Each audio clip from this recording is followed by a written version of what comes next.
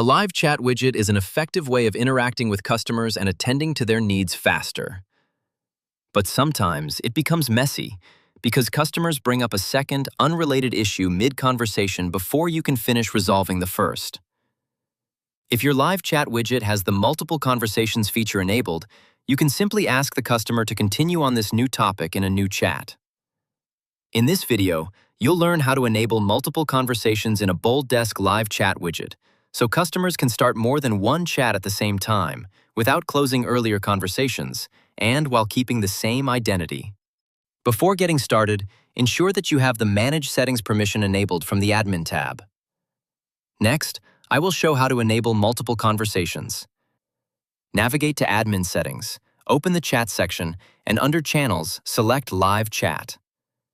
From this page, you can either add a new widget or edit an existing one. If you need help embedding a live chat widget, check out the video linked in the card.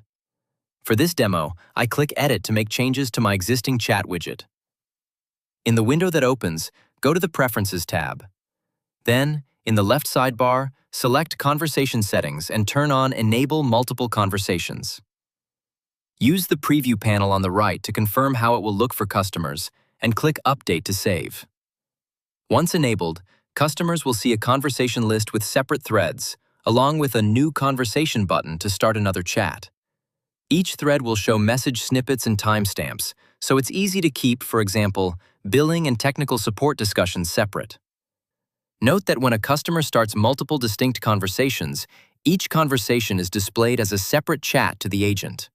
To review what happened across those conversations, open any conversation and go to the History tab. Here, you'll see all the changes made to that conversation. Each entry is time-stamped and tied to a user for accountability.